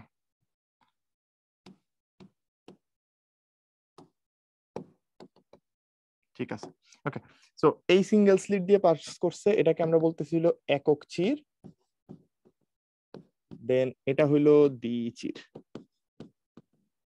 তাহলে বলতেছে কি দ্বি চিরকে এক চির থেকে 5 সেন্টিমিটার দূরে রাখা হয়েছে। সো বলা হচ্ছে কি এই যে ডিস্টেন্সটা, দিস ইজ বেসিক্যালি 5 সেন্টিমিটার, এবং বলতেছে 5000 অ্যাংস্ট্রম তরঙ্গ দৈর্ঘ্যের সবুজ আলো এক চির থেকে এসে দ্বিচিরে আপতিত হইল। স্বাভাবিক ব্যাপার, এই যে এখান থেকে প্রথমে এরকম করে আলো যায়, দেন এটা থেকে গিয়ে এভাবে করে সামনে ছড়াইতে থাকে, ঠিক আছে, এন্ড দেন সামনে গিয়ে তুমি হইলো গিয়ে ওই প্যাটার্ন পাইতে পারো আর কি। আচ্ছা, তো বলতেছে কি এক চির থেকে 205 সেন্টিমিটার দূরে রাখা পর্দা। দেখো এখানে একটা ট্রিক খেলছে, ঠিক আছে, কি ট্রিক একটু ভালো করে যদি তাকাও, এই এক চির থেকে পর্দার দূরত্ব বলতেছে 205 সেন্টিমিটার, 205 cm। তাহলে চিন্তা করে দেখো তো ডি এর মান আসলে কত, ডি কিন্তু এইটুক, ঠিক আছে। সো ডি ইকুয়ালস টু হয়ে যাবে কিন্তু 200 centimetre, that is basically 2 metre, 2 metre. Clear? এখানে একটা ট্রিক খেলছে, এই জিনিসটা তোমার জানা না থাকলে হালকা প্যারা খেয়ে যাবে। পরে বলছে কি এক চির থেকে 205 সেন্টিমিটার দূরে রাখা পর্দায় 10টি ডোরার ব্যবধান 2 সেন্টিমিটার। এই যে এই কথাটা আমরা আগে বলে আসছিলাম, 10টা ডোরার ব্যবধান মানে আসলে কি বলতো, 10 বিটা। 10টি ডোরার ব্যবধান মানে কিন্তু 10 বিটা। এটাতে প্যাচ খেও না, সো তোমাকে বলেই দিছে 10 বিটা ইকুয়ালস টু কত, 2 সেন্টিমিটার, তার মানে 0.02। তাহলে এখান থেকে বাড়ি করতে বলছে দ্বিচিরের মধ্যবর্তী দূরত্ব, এ এর মান কত, সো 10 ইন্টু বিটা মানে ল্যামডা ডি বাই তোমার এ হবে ল্যামডার ভ্যালু, তাহলে বলে দিছে তোমাকে 5000 angstrom, sorry 5100 angstrom. So 5100 into 10 to the power -10, D এর ভ্যালু 2, ল্যামডা ডি, ঠিক আছে, ল্যামডা ডি বাই এ থাকবে এখানে, আর এই জায়গায় হয়ে যাবে 0.02। এটাকে আমরা ক্যালকুলেটরে দিয়ে একটু বের করে ফেলতে চাই যে এ এর ভ্যালুটা আসলে কত আসে। চলো একটু করে ফেলার চেষ্টা করি। আমাদের তাহলে 10 বিটা, একবারে ইকুয়েশনই লিখে দিই, 10 ইন্টু তোমার 5100 into 10 to the power -10 into 2 divided by এখানে চলে আসবে 0.02। ওকে, তাহলে আনসার চলে আসতেছে কত, 5.1 10 inverse 4, 5.1 into 10 to the power -4 meter, that is the distance between the two slits, and এটাই আনসার। এই এতটুকু অঙ্ক করে দিলেই কিন্তু 10-10টা মার্ক দিয়ে দিচ্ছে। সো ট্রিকি পার্ট কি, এই ডিটা বাইর করা, বাকিটুক সোজা। আর এই 10 বিটা সমান 0.02 এইটুক বুঝতে পারা, ঠিক আছে, এখানে অত প্যাচ কোচের কিছু নাই। পরেরটা, ইয়ং এর ব্যতিচারের দ্বিচির পরীক্ষায় এত হার্টজ কম্পাঙ্কের লাল আলো ব্যবহারের ফলে ডোরা প্রস্থ এত হয়, যদি এত কম্পাঙ্কের নীল আলো ব্যবহার করা হয় তাহলে ডোরা প্রস্থের পরিবর্তন কত হবে। মাথায় রেখো এই ওয়ার্ডটা কিন্তু একটা ট্রিকি ওয়ার্ড, কেন একটু পরে বলতেছি। জাস্ট তুমি চিন্তা করো জেড ইজ ইকুয়াল টু আমরা কি ইউজ করি, ল্যামডা ডি বাই 2a। এখান থেকে একটু চিন্তা করে দেখো ল্যামডাকে লিখতে পারবো কি সি বাই এফ, ল্যামডাকে সি বাই এফ লেখা যায়, তাহলে এটা হয়ে যাবে DC divided by twice A F. তাহলে এখান থেকে বুঝতে পারতেছি Z is proportional to 1/f। তাহলে এখান থেকে তোমাকে বলতেছে ডোরা প্রস্থ Z2 সমান, তাইলে আমরা লিখতে পারবো F1 by F2 into Z1। তাহলে কত আসতেছে, F1 হলো 4.69 10 টু দি পাওয়ার 14, পরের বারে দিছি 7.5 10 to the power 14, 7.5 10 to the power 14 into Z1 এর ভ্যালু কত ছিল, 2.4 10 to the power -4, 2.4 into 10 to the power -4 metre. তাইলে এখান থেকে একটু বাইর করার চেষ্টা করি কত আসে, 4.69 ডিভাইডেড বাই 7.5 ইন্টু হলো 2.4, কত আসে, আনসার আসে 1.5008, 1.5008 into 10 to the power -4 metre. সুন্দর হইল না, হ্যাঁ। তাহলে দেখো তো চেঞ্জ কত, delta Z is equal to, তাহলে চিন্তা করো ফ্রিকোয়েন্সি যেহেতু বাড়াইছো জেড কমে যাচ্ছে, that will be Z1 - Z2। So just বিয়োগ করে দাও, তোমার যে আনসার আসছে সেটাকে বিয়োগ করবে 2.4 থেকে, 2.4 minus answer is equal to আসছে 0.8992। So 8.992 into 10 to the power -5 metre, এই এতটুকু হবে হইলো আনসার। ডান, বিয়োগ করে দিয়ে দেখতে পারো, এক্স্যাক্টলি এটাই আসা উচিত, কারণ 0.8 ছিল, আমি এক ঘর ডানে নিছি, পাওয়ার হলো 1 মাইনাসের দিকে বাড়াই দিয়েছি আর কি। ওকে, সো এটা ডান। পরের অঙ্ক, একটি বর্ণের আলো দিয়ে আলোকিত একটি দ্বিচির পরীক্ষায় চিরদ্বয় থেকে কিছু দূরে স্থাপিত পর্দায় ডোরা পাওয়া যায়। ভালো কথা, জেনে খুব ভালো লাগলো। সো যদি পর্দাটিকে চিরের দিকে এত মিটার সরানো হয়, তাহলে ডোরা ব্যবধানের পরিবর্তন হয় এতটুকু। যদি চির দুইটার মধ্যবর্তী দূরত্ব এত হয়, আলোর তরঙ্গ দৈর্ঘ্য কত। সো সিম্পলি চিন্তা করো, পর্দাকে চিরের দিকে কিছুটা সরানো হয়েছে, ফলে ডোরা ব্যবধান চেঞ্জ হয়ে গেছে। চেঞ্জ হয়েছে তাইলে কি, ডি এর মানটা, ডি চেঞ্জ করায় বিটা চেঞ্জ হয়ে গেছে, ডোরা ব্যবধান। সো আমরা এটা করি, বিটা 2 মাইনাস বিটা 1, ডি যেহেতু কমছে বিটাও কমবে, স্বাভাবিক ব্যাপার, is equal to lambda D. ও কমছে তো, তাহলে 1 থেকে 2 বিয়োগ দিব। ওকে, তাহলে এটা হয়ে যাবে 1 minus 2, so lambda D 1 by A minus lambda D 2 by A. তাহলে এখান থেকে পাচ্ছি delta beta is equal to lambda by A, lambda by A into D 1 minus D 2, that is basically delta beta is equal to lambda into delta D by A. তাহলে এবার তুমি বাকিটুকু calculation করো, সব দেওয়া আছে তোমাকে। আলোর তরঙ্গ দৈর্ঘ্য বের করতে বলছে, সুতরাং আলোর তরঙ্গ দৈর্ঘ্য ল্যামডা ইজ ইকুয়াল টু কি হবে, ডেল্টা বিটা ইন্টু এ। ডেল্টা বিটা কত বলছে আমাকে, ডোরা ব্যবধানের পরিবর্তন 3 ইন্টু 10 ইনভার্স 5, 3 ইন্টু 10 ইনভার্স 5, তার সাথে গুণ হয়ে যাবে কি জিনিস বলতো, তার সাথে গুণ হবে এই যে এটার সাথে এ গুণ হয়ে যাবে। এ কত, চির দুইটার মধ্যবর্তী দূরত্ব 10 ইনভার্স 3, সো এখানে চলে আসছে 10 ইনভার্স 3। নিচে ভাগ যাবে কোন জিনিসটা বলো, নিচে ভাগ যাবে হলো ডেল্টা ডি। ডেল্টা ডি এর মান কত, 5 ইন্টু 10 ইনভার্স 2, সো এখানে চলে আসছে 5 ইন্টু 10 ইনভার্স 2। সো একটু ক্যালকুলেট করে দেখো তো ল্যামডা কত আসে। সো 3 ইন্টু 10 ইনভার্স 5, ওকে, তার সাথে গুণ হচ্ছে 10 টু দি পাওয়ার মাইনাস 3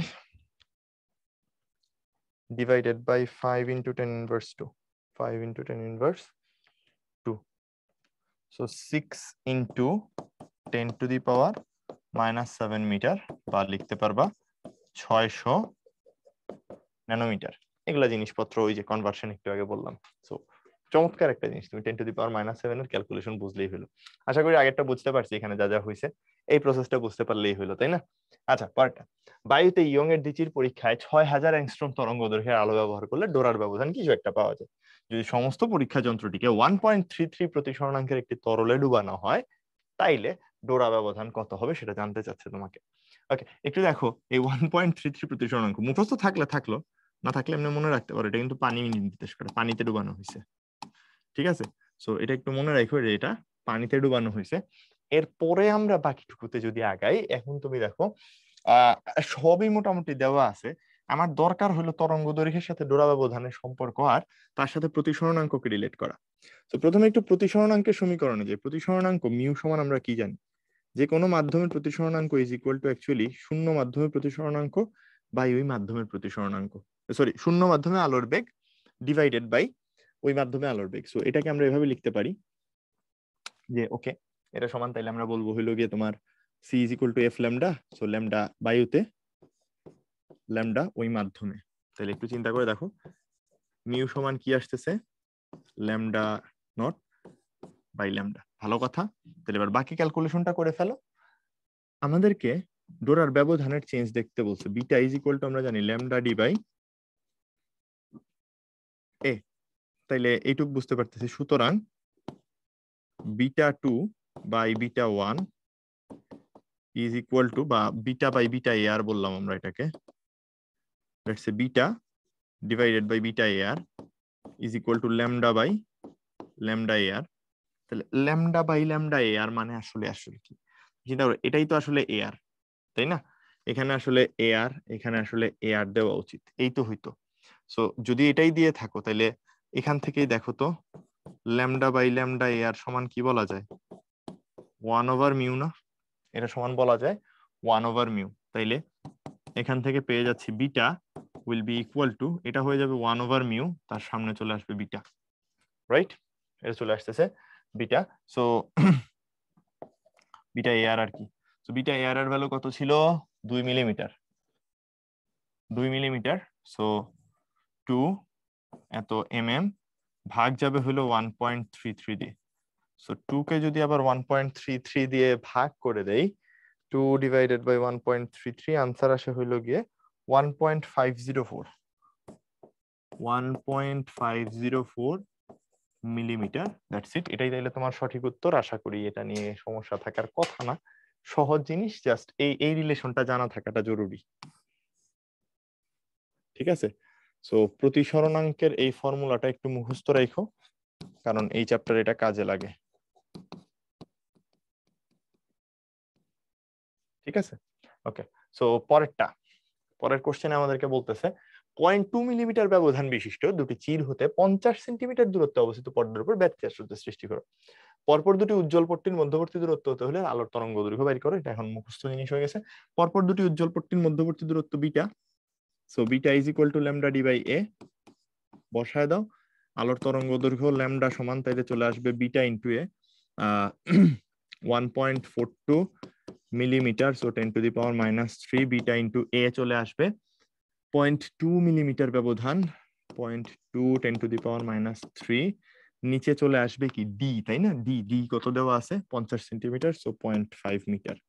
হয়ে গেল। সবকিছু বসায় দিলে এখান থেকে এবার আনসার বসায় দেই। আমাদের 1.42 10 to the power -3 into 0.2 into 10 to the power -3 divided by 0.5, answer আসতেছে 5.68 10 to the power -7 metre. Ultimately তোমরাও জানো আনসারটা কি লিখবো, 568 ন্যানোমিটার। That's it. এটাই তাহলে আনসার। সুন্দর সুন্দর করে একক ইউজ করবে আর কি। তুমি এটা দিলে কি আনসার থাকলে কি এটাতে মার্কস দিবে না? দিবে, অবশ্যই দিবে, কিন্তু এটা দেখতে সুন্দর লাগে। দ্যাটস ইট, এইটুকুই খালি। ওকে, সো আমরা এবার একটা নতুন টপিক পড়বো। বেসিক্যালি এইটা আমাদের সিলেবাসে নাই। দেখো, আমাদের ব্যতিচার নিয়ে আমরা অনেক কিছু পড়ছি, রাইট? ইয়ং এর দ্বিচির পরীক্ষা পড়ছি, ব্যতিচারের শর্ত পড়ছি। খালি ব্যতিচার কি তাহলে খালি ইয়ং এর দ্বিচির পরীক্ষা দিয়ে করা সম্ভব? উত্তর হলো না। ব্যতিচারের আরো অনেক কেস আসতে পারে। যেমন নিউটন স্ট্রিং একটা খুব কমন এক্সপেরিমেন্ট, ঠিক আছে, যেটা ইউনিভার্সিটিতে উঠলেই হয়তো শিখবা। তো এইরকমই আরো একটা ব্যতিচারের ঘটনা হলো পাতলা ফিল্মের মধ্যে ব্যতিচার। তোমরা কখনো দেখছো কিনা জানি না, বেলুনের মধ্যে আলো টালো, সূর্যের আলো পড়লে, সাদা আলো পড়লে দেখা যায় যেন রংধনুর মতো কালার বিশ্লিষ্ট হয়ে গেছে। কিংবা তোমাদেরকে যদি বলি, রাস্তায় অনেক সময় তেল পরে থাকলে দেখছো কালার কিরকম একটু হইলো গিয়ে ছড়ায় যায়, মনে হয় লাল, বেগুনি, নীল সব কালার দেখতে পাচ্ছ। বেসিক্যালি এই এফেক্টটার কথাই আমরা বলতেছি। সো এই যে থিন ফিল্ম ইন্টারফিয়ারেন্স, এই জিনিসপত্র নিয়ে আমরা একটু কথাবার্তা বলতে চাই।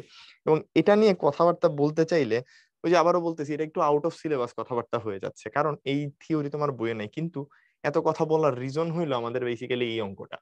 ঠিক আছে, বুয়েট 19-20 একটা অঙ্ক আসছিল, দিন দুনিয়া হিলাই দিছে। সো এই অঙ্কটা নিয়ে আমরা একটু কথা বলতে চাই। সেটার জন্য প্রথমেই দরকার যেটা, সেটা হলো এই ডেফিনেশনটা। আলোকপথ বলতে কি বোঝে? লেটস সে আমরা তোমাকে সহজ একটা এক্সাম্পল দিয়ে বুঝাই, ডেফিনেশনে পরে যাচ্ছি। ধরো তুমি আর তোমার বন্ধু দুইজনই হইলো গিয়ে 1 মাইল পথ হেঁটে আসছো। ঠিক আছে, 1 মাইল হাঁটছো, কিন্তু তুমি হাঁটছো মানে তোমার বন্ধু হাঁটছে সুন্দর পিচ ঢালা রাস্তার মধ্যে দিয়ে, আর তুমি হেঁটে আসছো হইলো কাদা মারানো পথে, একেবারে পা তোমার বলবো কি হাঁটু পর্যন্ত গেড়ে যায় এরকম একটা পথে। তুমি আর বলো তো দুইটা জিনিস কি কম্পারেবল? অবশ্যই না। ঠিক আছে, স্বাভাবিক ব্যাপার। বা ধরো আমি বললাম যে আহ তোমার ফ্রেন্ড আসছে গাড়িতে করে, তুমি আসছো হলো সাইকেলে করে, সেম হইলো না দুইটা পথ। ঠিক আছে, তো এই যে ব্যাপারটা বলতেছি, আলো যখন যাচ্ছে এক মাধ্যম থেকে আরেক মাধ্যমে, কিংবা লেটস সে আলো যখন চলতেছে, দুইটা ডিস্টেন্সকে তুমি ধরো কম্পেয়ার করতে চাও, বাট একটা ডিস্টেন্স হলো সে বায়ুতে কভার করছে, আরেকটা ডিস্টেন্স সে গ্লাসে কভার করছে, অথবা হইতে পারে হিরোকের মধ্যে কভার করছে, হইতে পারে পানির মধ্যে কভার করছে। সো পানিতে 1 মিটার আলো দূরত্ব অতিক্রম করা, আর বায়ুতে 1 মিটার দূরত্ব অতিক্রম করা, আর কাচের মধ্যে 1 মিটার দূরত্ব অতিক্রম করা কিন্তু সেম না। সো এই যে সেম না, তাহলে ধরো আমি এখন দুইটা দূরত্বকে কম্পেয়ার করতে চাই। লাইক ধরো আমরা বললাম যে আমার কাছে কিছু আলো আছে, সেই আলোটা হলো কেরোসিনের মধ্যে কিছু দূরত্ব অতিক্রম করছে 1 মিটার, আর আরেকটা হলো গিয়ে লেটস সে মধুর মধ্যে কিছু পরিমাণ দূরত্ব অতিক্রম করছে। তো এই দুইটার মধ্যে কোনটা বেশি কোনটা কম, বা এই দুইটার জোড়া দিতে চাই, বিয়োগ দিতে চাই, এই মানে কোন জায়গায় আলোর পারফরমেন্স বেশি, এই জিনিস যদি কম্পেয়ার করতে চাই, তাহলে আমার একটা কমন গ্রাউন্ড দরকার না, যেখানে দুইজনকে কম্পারেবল রেঞ্জের মধ্যে নিয়ে আসতে পারবো? একটা কমন গ্রাউন্ড তো দরকার। এক্স্যাক্টলি এই আইডিয়া থেকেই আমাদের আলোকপথ জিনিসটার সূচনা হয়। সো বলতেছি কি, যে একটা কমন গ্রাউন্ডে নিয়ে আসবো। সোজা হিসাবে আলোকপথ বলতে কি বোঝাচ্ছে? আলোকপথ বলতে তুমি এভাবে বলতে পারো ইকুইভ্যালেন্ট পথ। ঠিক আছে, যে ধরো আলো হলো পানির মধ্যে কিছু পরিমাণ দূরত্ব অতিক্রম করতে পারছে, আলো কেরোসিনের মধ্যেও কিছু পরিমাণ দূরত্ব অতিক্রম করছে, বাট এই যে দূরত্বগুলো অতিক্রম করলো তার ইকুইভ্যালেন্ট যে ডিস্টেন্সটা সে বায়ুতে ক্রস করতো সেটাকে আমরা বলতেছি হইল গিয়ে তার আলোকপথ। অর্থাৎ যে কোনো মাধ্যমে আলোর অতিক্রান্ত পথের ইকুইভ্যালেন্ট বায়ুতে অতিক্রান্ত পথকে আমরা বলতেছি হইল গিয়ে তার আলোকপথ। বায়ুটাকে শূন্য মাধ্যমের মতো ট্রিট করা যায়, সেখান থেকে এই আইডিয়াটা আসছে। তো সোজা হিসাবটা কি, ধরো আলো হলো পানির মধ্যে 5 সেকেন্ড ধরে চলছে, আমি ইকুইভ্যালেন্ট পথ কেমনে বাইর করবো, বলবো বায়ুতেও হইল গিয়ে তাকে 5 সেকেন্ড ধরে চলতে দাও, সমান সময়ে বায়ুতে যে দূরত্বটা অতিক্রম করবে সেটাই হলো তার আলোকপথ। তো সিম্পলি তুমি চিন্তা করো, বলতেছি কি ধরি আলো কোনো মাধ্যমে টি সময়ের ব্যবধানে ডি দূরত্ব অতিক্রম করে, তাহলে একই সময়ে শূন্য মাধ্যমে, অথবা আমরা বলতেছি কি এটা শূন্য মাধ্যম না হয়ে যদি বায়ু হয় তাইলেও সমস্যা নাই, ঠিক আছে, যদি বলি বায়ুতে যে দূরত্ব অতিক্রম করে তাকে বলা হয় তার আলোকপথ। তাহলে চিন্তা করো আমরা যে ডি দূরত্বের কথা বলতেছিলাম, লেটস সে ডি দূরত্ব সে টি সময় অতিক্রম করছে কোনো একটা মিডিয়ামে, সেই মিডিয়াম আমি জানি না, কোনো মাধ্যমে টি সময়ে গেছে, তাইলে সমবেগেই তো চলে আলো, তাই না, আলো তো সমবেগে চলে, তাইলে আমি বলতে পারবো D is equal two city, right, D is equal two বলা যাবে সিটি। এবার তাইলে আমরা বলতেছি তার আলোকপথ যেটা, ঠান্ডা মাথায় বুঝছো, তার যে আলোকপথ, এটাকে আমরা লেটস সে এল দিয়ে দেখাইলাম বা যে কোনো কিছু দিয়ে দেখাইতে পারি, ডি নট দিয়ে দেখাইতে পারি, আলোকপথ ডি নট শূন্য মাধ্যমে ইজ ইকুয়াল টু, তাইলে বলবো C naught into same T, right, এটা হবে সি নট আলোতে তার বেগ, আর এটা হলো সেম টি, আমরা কি বলতেছি সমান সময়ে বায়ুতে যে দূরত্ব অতিক্রম করবে এটাই তার বায়ুতে অতিক্রান্তর ইকুইভ্যালেন্ট পাথ। তো তুমি জাস্ট এখান থেকে এখন যদি একটু ভাগ দাও আর কি, তাহলে পেয়ে যাবা ডি নট বাই ডি সমান চলে আসবে C naught by C, right. আর একটু আগেই দুইটা স্লাইড আগেও মনে হয় তোমাদেরকে এই জিনিস দেখায় আসছি, যে সি নট বাই সি এটা কিন্তু একটা খুব গুরুত্বপূর্ণ জিনিস, কি বলতো, মাধ্যমের প্রতিসরণাঙ্ক। সো যে মাধ্যম আসলে যত বেশি ঘন সেই মাধ্যমের আলোকপথের মান কিন্তু তত বড় হয়। সো কোনো মাধ্যমে অতিক্রান্ত দূরত্বকে, ঠান্ডা মাথায় বুঝো, কোনো মাধ্যমে অতিক্রান্ত দূরত্বকে তার যদি প্রতিসরণাঙ্ক দিয়ে গুণ করে দাও আলোকপথ পেয়ে যাচ্ছ, ঠিক আছে। সো এবার ধরো আমি বললাম যে মিডিয়াম ওয়ান, ঠিক আছে, মিডিয়াম ওয়ান তার মিউ ওয়ান হইলো গিয়ে 1.5, সেটাতে সে দূরত্ব অতিক্রম করছে হইলো গিয়ে ডি ওয়ান সমান 50 সেন্টিমিটার। মিডিয়াম টু, এটার মিউ টু হইলো গিয়ে 2.1, এটাতে সে দূরত্ব অতিক্রম করছে ডি টু সমান লেটস সে 70 সেন্টিমিটার। তাহলে কোশ্চেন হইলো কোনটা বড়, এটা বড়, সরি এটা একটু ভুল লিখছি, আর লেটস এটা গেছে 40 সেন্টিমিটার। কোশ্চেন হলো কোন দূরত্বটা বেশি, আসলে আলোর কাছে কোন দূরত্বটা বেশি।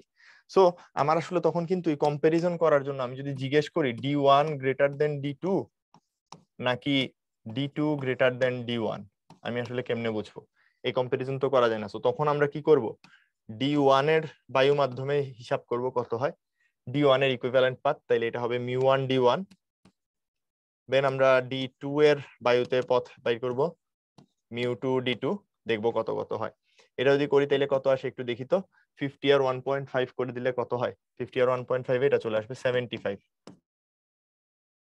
2.1 কে 40 দিয়ে করতে চাচ্ছি, 40 দুগুণে চলে আসবে কত 80, আর হলো 4 84, রাইট, 84 সেন্টিমিটার আর 75 সেন্টিমিটার। সো দেখেই বুঝতে পারতেছো এটা যদিও দেখতে 40 সেন্টিমিটার লাগতেছে, but this is a larger distance. আশা করি বুঝাইতে পারছি, ঠিক আছে। অবশ্যই তাইলে D two greater than D one হবে, এবং আমি আশা করি এখান থেকে আলোক পথের ব্যাপারটা বুঝাইতে পারছি। আলোর কাছে কোন পথটা বেশি দীর্ঘ, আলোর কাছে দীর্ঘ হবে সেকেন্ডটা, যদিও সেটার ফিজিক্যাল ডিস্টেন্স আমাদের কাছে দেখে কিন্তু কম লাগতেছে, ঠিক আছে, কিন্তু আলোর কাছে সেই পথটা বেশি, কারণ তার যাইতে সময় বেশি লাগছে। ওখানে এই যে মিউ বেশি মানে কি, আলোর কাছে মিডিয়ামটা ঘন বেশি, আলো আস্তে আস্তে আস্তে আস্তে চলে, ঠিক আছে। তো আলোক পথের আইডিয়া আশা করি বুঝতে পারছি এখান থেকে। তাইলে পাতলা ফিল্মে ব্যতিচারের বেসিক আইডিয়াটা একটু বুঝতে চাচ্ছি কিরকম করে হয়।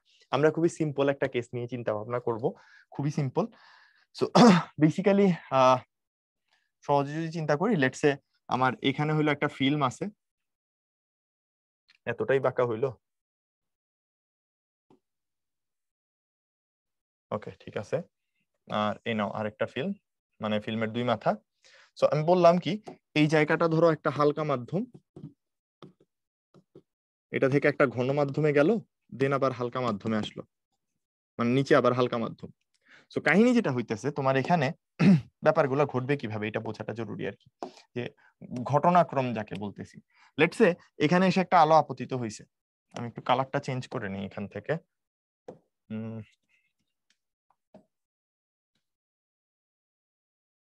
ওকে, এটা পছন্দ হয়েছে। সো লেটস সে এখানে এসে একটা আলো আপতিত হয়েছে, কিছু পরিমাণ আলো আপতিত হয়েছে। এখানে একটা অভিলম্ব আঁকতে পারি, চাইলে আঁকো, না চাইলে নাই, সমস্যা নাই। সো এই অভিলম্বটা যখন আঁকলাম, এটার পরে ঘটনা কি ঘটে? কিছু পরিমাণ আলো এখান থেকে প্রতিফলিত হয়ে যায়, কিছু পরিমাণ আলো এখান থেকে প্রতিফলিত হয়ে যায়, রাইট? আচ্ছা, ভালো কথা। কিছু আলো ভেতরে ঢুকে, রাইট? কিছু পরিমাণ আলো কিন্তু ভেতরে ঢুকে, কি হয়, যেহেতু ঘন মাধ্যম, তাহলে যাওয়ার কথা ছিল হয়তো এদিক বরাবর, না গিয়ে একটু চেপে যায়, রাইট? না গিয়ে একটু চেপে যায়, চেপে গিয়ে এখানটাতে আসে। এরপর কি হয়, এখান থেকে এটা এবার প্রতিফলিত হবে, এখান থেকে এটা এবার প্রতিফলিত হবে, প্রতিফলিত হয়ে দেন এদিকে গিয়ে আবার দেখো তো, চিন্তা করে সেম মাধ্যমে ফেরত যাচ্ছে, যেহেতু আগেরটা সমান্তরাল রশ্মিগুচ্ছে পরিণত হবে। তো এবার যদি তোমার চোখ থাকে এখানে, আমরা যদি বলি চোখে এবার কিন্তু দুইটা আলোই একসাথে ঢুকতেছে, উপরিপাতিত হচ্ছে, ঠিক আছে? এটা যদি তোমার চোখ হয়, চোখে কিন্তু দুইটা আলোই উপরিপাতিত হচ্ছে। সো তুমি একটা ইন্টারফিয়ারেন্স দেখতে পারবা। আমি অ্যাকচুয়ালি লাস্টের আলোর কালারটাও চেঞ্জ করে দিতে চাচ্ছি। তুমি আসলে একটা ইন্টারফিয়ারেন্স দেখবা। তুমি যেটা দেখবা সেটা হলো এই দুইটা যে আলোক রশ্মি আছে, ফাইনাল আর শুরুর, প্রথমে এসেই হইলো গিয়ে চলে গেল, আর একটা হলো ভেতরে গিয়ে কিছুটা ঘুরে আসলো। সো দুইটার মধ্যে কিন্তু পথ পার্থক্য হইতেছে। এটা আমার হলো রে 2, ঠিক আছে? সো দিস ইজ দ্য রে 1। সো এই যে রে 2 আর রে 1, এদের মধ্যে যে কিছু পরিমাণ পথ পার্থক্য আছে, এটার কারণে কিন্তু এখানে ইন্টারফিয়ারেন্স হয়ে যেটা ঘটবে সেই জিনিসটাই তুমি দেখতে পারবা। এবার যখন পাতলা ফিল্মের কথা বলতেছি, পাতলা ফিল্মে যদি রাউন্ড শেপের হয় আর কি, সেক্ষেত্রে সাধারণত আমরা ধরে নিই আলোগুলা সব লম্ব ভাবে আসছে, এখানে অ্যাঙ্গেল ট্যাঙ্গেলের তো ঝামেলা ঝুট ঝামেলায় যায়নি, ঠিক আছে? সো ফলে কি হয়, তোমাকে যদি বেসিক আইডিয়াটা বোঝাই, পাতলা ফিল্মের মধ্যে আমার ধরো এরকম একটা ফিল্ম আছে, লম্ব ভাবে আপতিত হইল আলো। সো এটা একটা, এটা একটা দিলাম। আলো লম্ব ভাবে যদি আপতিত হয়, ঘটনা কি ঘটবে দেখো, ঘটনা প্রবাহ বুঝছো। একটা আলোক রশ্মি আপতিত হইল, এটার একটা অংশ সাথে সাথেই ফেরত চলে যাবে, রাইট? একটা অংশ সাথে সাথেই এদিকেই ফেরত চলে যাবে, আর একটা অংশ ভেতরে ঢুকবে। তাহলে এটা দেখো একটা উপরে চলে যাচ্ছে, আরেকটা অংশ ভেতরে ঢুকবে, যেটা ওইখানেও ভেতরের দিকে দিছিলাম আমরা। সো লেটস সে এটা ভিতরে ঢুকতেছে, কি কালার দিয়ে দিছিলাম, সাদা দিয়ে, ওকে সাদা। তাহলে এই যে একটা সাদা অংশ ভেতরে ঢুকবে, এটা এখানে ঢুকে আবার ব্যাক করে বের হবে, ব্যাক করে বের হবে, বের হয়ে এটা আবার এদিক দিয়ে যাবে। তাহলে এবার দেখো এই সাদাটা আর হলুদটা একটা আরেকটার সাথে পরিপাতিত হইতেছে না? সাদাটা আর হলুদটা একটা আরেকটার সাথে পরিপাতিত হইতেছে, দেখতে একটু কেমন কেমন লাগতেছে, তাই না? আমি একটু ভেঙে ভেঙে দেখাই, তাই না? একটু ভেঙে ভেঙে যদি তোমাকে দেখাই, তাহলে এই ছবিটাই ভাঙা ভাঙা অবস্থায় কিরকম হবে সেটাতে একটু যাই। সো একটা তীর চিহ্ন দিয়ে নেই, যে এই ছবিটাকে আমি একটু এখানে ভেঙে আঁকি। সো প্রথমে এক লাইন বরাবর দেখলাম যে কি হইতেছে, তারপর এখন আমার টার্গেট হইলো ভেঙে ভেঙে দেখা। তাইলে দেখো এই যে এরা কিন্তু সবাই একই লাইনে ছিল, আমি এবার আলাদা আলাদা করে, যে একটা আসলো এসেই চলে গেল, আরেকটা এসে ভিতরে গিয়ে তারপর ফেরত আসতেছে। তো এটা ছিল আমার হালকা, এটা ঘন, এটা আবার হালকা। সো আলোক রশ্মি প্রথমটা ধরো এখানে আপতিত হইল, খারাপ ভাবে আপতিত হইল, আপতিত হয়ে এটা ডিরেক্ট এদিকে ফেরত চলে যাবে। তাহলে এটা আমার ফেরত চলে যাওয়া প্রথম রশ্মি, রাইট? আরেকটা কি হচ্ছে একটু চিন্তা করো, ভেতরে ঢুকতেছে, রাইট? ভেতরে ঢুকতেছে, এই যে একটা অংশ ভেতরে ঢুকতেছে, ঢুকলো, ঢুকে এখান থেকে একটা অংশ তো বাইরে চলে যাবে, রাইট? অবশ্যই এখান থেকে এসেও কিন্তু বাইরে যাবে, এটা নিয়ে আমার মাথা ব্যথা নাই। এখানেও একটা চলে যাবে বাইরে, এটা নিয়ে আমার মাথা ব্যথা নাই। আমার কথা হলো চোখে যেটা যাচ্ছে, উপরে আমি তাকাচ্ছি, উপর থেকে এমনি করে তাকাচ্ছি, আমার চোখে লাইট যাচ্ছে, ফিল্ম আছে এখানে, আমার দিকে ফেরত আসতেছে কতটুকু, ওই পারে যেটা যাচ্ছে ওইটা আমার মাথা ব্যথা না। সো দেখো এখানে এটা আসতেছে, দেন এটা এসে এদিক দিয়ে বের হবে, এই সবকিছু কিন্তু একই লাইনে হচ্ছে, যেখানে যে ছবিটা আগে আঁকছিলাম এখান থেকে এই সবকিছু এক লাইনেই হচ্ছে, একই রেখার উপর, যে কারণে কিন্তু উপরিপাতনের কথা আসতেছে। আর এখানে আমি আলাদা আলাদা ভাবে ভেঙে ভেঙে দেখাচ্ছি, ঠিক আছে? সো এটা এদিকে এসে ফেরত যাবে, আলাদা করে আঁকলাম, এটা কিন্তু একই লাইনের উপর। সো এটা এখানে আসছে, এই জায়গা থেকে আবার বাইরে চলে যাবে। সো ফাইনাল রশ্মি যেটা এটা, এই আমার দুইটা রশ্মি আলোর, রাইট? এটা হলো আলোর রশ্মি দুইটা, একটা হইলো এটা আর একটা হলো এটা। সো এরা দুইজন এবার যখন চোখে ঢুকবে এদের উপরিপাতন ঘটবে, রাইট? এখানে আমি চোখ এঁকে দিলাম, বলতেছি কি এরা যখন এখানে থাকবে তোমার এদের মধ্যে উপরিপাতন ঘটবে। সো এদের মধ্যে পথের পার্থক্য আছে, this is the point. So আমি যদি চিন্তা করি রে ওয়ান যেটা, এটা কতটুকু দূরত্ব অতিক্রম করছে, আমি জাস্ট একটা রাফ ডিস্টেন্স ধরি, লেটস সে এই ডিস্টেন্সটুকুকে আমরা বললাম এল, এই ডিস্টেন্সটুকুকে বললাম এল, আর এটা কি আমার ফিল্মটা না, যে ফিল্মটা দিছিলাম, ধরো বাতাসের থেকে এখানে সাবানের বুদবুদ, সাবান পানি কিছু একটা দেওয়া যায়, ঠিক আছে? তেলও হইতে পারে, ফিল্ম তৈরি করছে একটা, সোজা বাংলা। এই জায়গাটা ঘনমাধ্যম, রাইট? এই জায়গাটা ঘনমাধ্যম ছিল।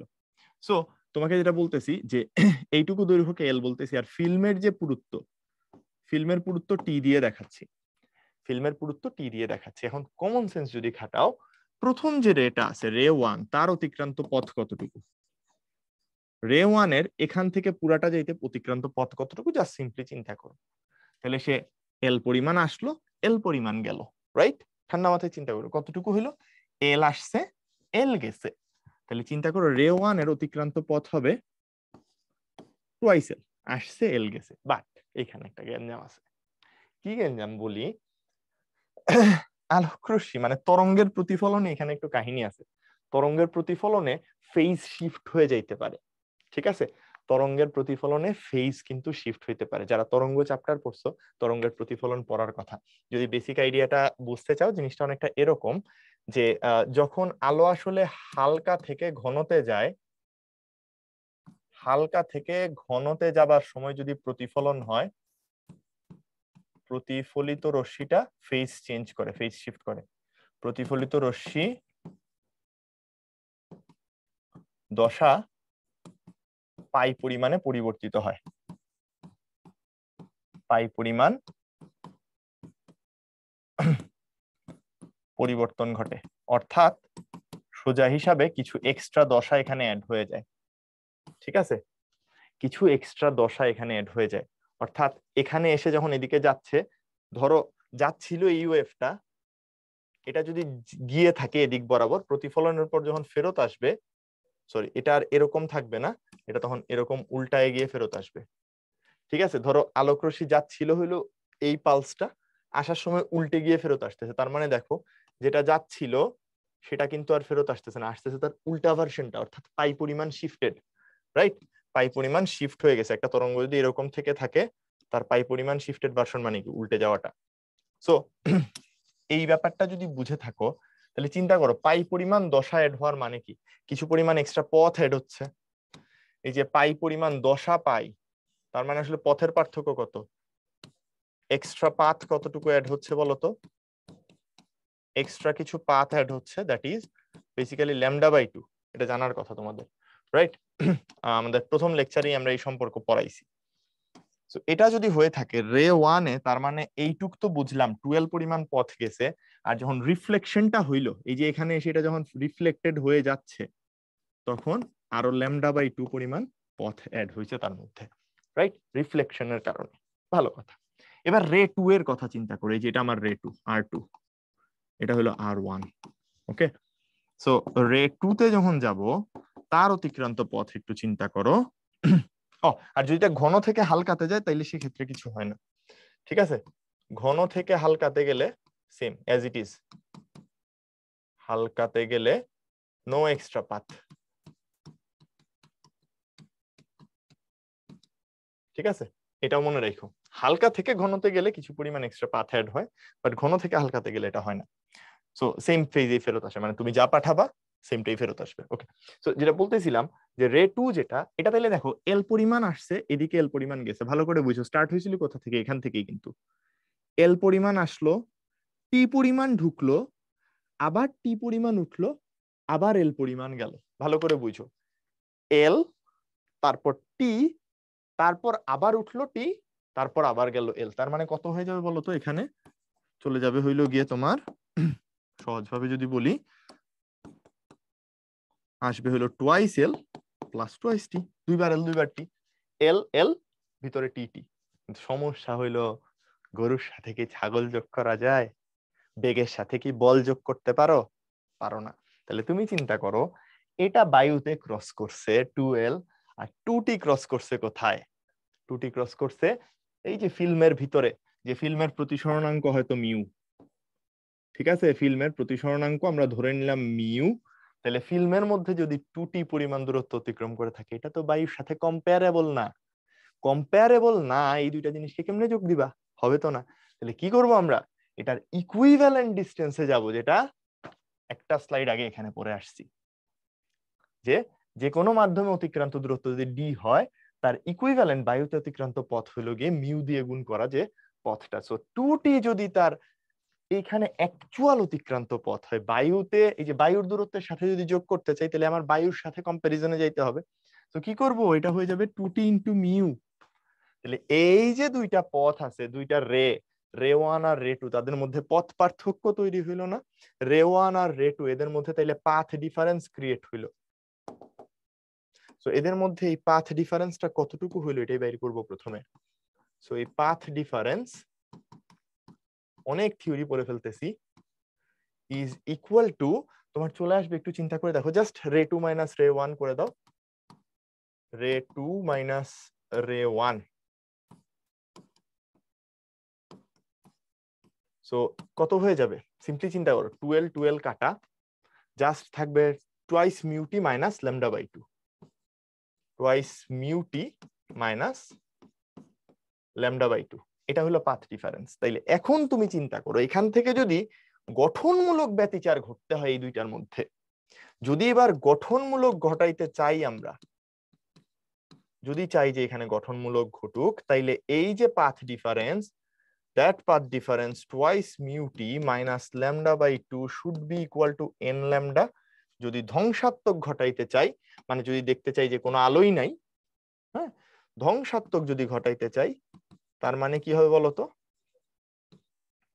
ধ্বংসাত্মক ঘটাইলে তখন চলে আসবে twice mu T minus lambda by 2 is equal to twice n plus 1 lambda by 2। That's it. Okay, আচ্ছা, এই কথাটাকে একটু মুছে দিয়ে রাখি, ওইটার সাথে ম্যাচ খেয়ে যাচ্ছে। ওকে, এটা ছিল কত? এক্সট্রা পাথ ল্যামডা বাই 2 পরিমাণ, রাইট? ওকে, সো এই ছিল মোটামুটি কথাবার্তা গঠনমূলক ব্যতিচারের শর্ত আর ধ্বংসাত্মক ব্যতিচারের শর্ত। এইটুকু যদি বুঝে যাই, এবার তাইলে আমরা অঙ্কটাতে যেতে পারি। আশা করি এখানে মোটামুটি পাতলা ফিল্মে ব্যতিচারের যে ঘটনাপত্র আছে সেগুলো সবাই ক্লিয়ারলি বুঝতে পারছি। এবার দেখো, বাতাসে ভাসমান একটি সাবানের ফিল্মের উপর লম্বভাবে এত তরঙ্গ দৈর্ঘ্যের আলো হইলো আপতিত হয়েছে। খুবই ভালো কথা, তাই লম্বভাবে বলে দিছে, জীবনযাপন সুন্দর হয়ে গেছে। আলো আপতিত হয় ফিল্ম হতে প্রতিফলনে সম্পূর্ণ গঠনমূলক ব্যতিচারের জন্য, সম্পূর্ণ গঠনমূলক ব্যতিচার ফিল্মের সর্বনিম্ন আর দ্বিতীয় সর্বনিম্ন পুরুত্বের মান নির্ণয় করতে বলছে। আচ্ছা, তো সিম্পলি তুমি চিন্তা করো, আমরা যদি এভাবে চিন্তা করি যে তোমার গঠনমূলক ব্যতিচারের শর্ত কি ছিল? গঠনমূলক ব্যতিচার, এটার শর্ত ছিল যে twice mu T minus lambda by 2 is equal to n lambda. তাহলে এখান থেকে দেখো আমরা পেয়ে যাচ্ছি twice mu t is equal to তোমার n lambda plus lambda by 2। তার মানে চলে আসতেছে কত? টি, যেটা থিকনেসটা কত হইতে হবে আর কি, আমরা বাইর করতেছি। ল্যামডা তো দেওয়া আছে, ফিল্মের পুরুত্ব কত হইলে এটা হবে। সো এটা সমান হয়ে যাবে n plus half lambda divided by twice mu. তাহলে তুমি এবার চিন্তা করো, সর্বনিম্ন পুরুত্বের জন্য n কত হইতে হবে? এখানে যদি বসাও তুমি n এর মান মিনিমাম কত হইলেও এখানে একটা পজিটিভ ভ্যালু পাওয়া যাবে। n এর মান যদি 0 হয়ে যায়, রাইট? n এর মান 0 হইলেও তুমি এখানে একটা সর্বনিম্ন পুরুত্ব পাবা। সো সর্বনিম্ন পুরুত্বে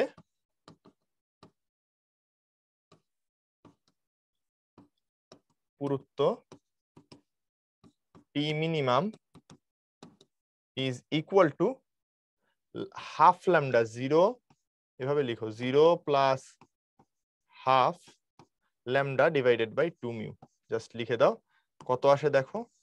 হাফ ল্যামডা তার মানে ল্যামডা হলো 624 nanometre, 624 into 10 to the power minus 9 divided by 2 into 2, আর মিউ এর ভ্যালু কত বলছে হলো গিয়ে 1.35। 1.35 একটু দেখি কত আসে, চলো করে ফেলি। তাহলে 624 into 10 to the power minus 7, sorry minus 9 divided by 4 into 1.35, answer আসছে 1.15 into 10 to the power minus 7 metre. এটা একটা। আর দ্বিতীয় সর্বনিম্ন পুরুত্ব তাইলে কত হবে?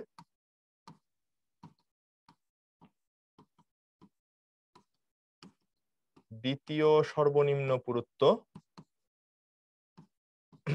তাহলে এন এর ভ্যালু 1 দিব, টি 2 থিকনেস 2। টি দিয়ে কি থিকনেস বুঝাইছিলাম না, মনে আছে? টি দিয়ে থিকনেস বুঝাইছিলাম যে আগেরটার স্লাইডে, ওই যে দেখো টি দেওয়া আছে, এই যে টি, রাইট? আচ্ছা, এটা যদি হয় তাইলে এখানে একটু টি2 সমান চলে আসবে কত, বসায় দাও। ওই যে এন এর মান জাস্ট 1 বসাবা, তাইলে এবার হয়ে যাবে 3/2 ল্যামডা। 3/2 ল্যামডা, কারণ এন এর ভ্যালু বসাবো হলো 1, এখানে এন এর ভ্যালু বসাইছিলাম কত, 0। সো এটা 3/2 ল্যামডা ডিভাইডেড বাই 2 মিউ। তাহলে সেম জিনিসটা জাস্ট এখান থেকে 3/2 ল্যামডা, এটাতে ছিল কি lambda by 2 into 2 into mu, just আগেরটা 3 গুণ হয়ে যাবে, এটা ইন্টু 3, তার মানে হয়ে যাবে 3.47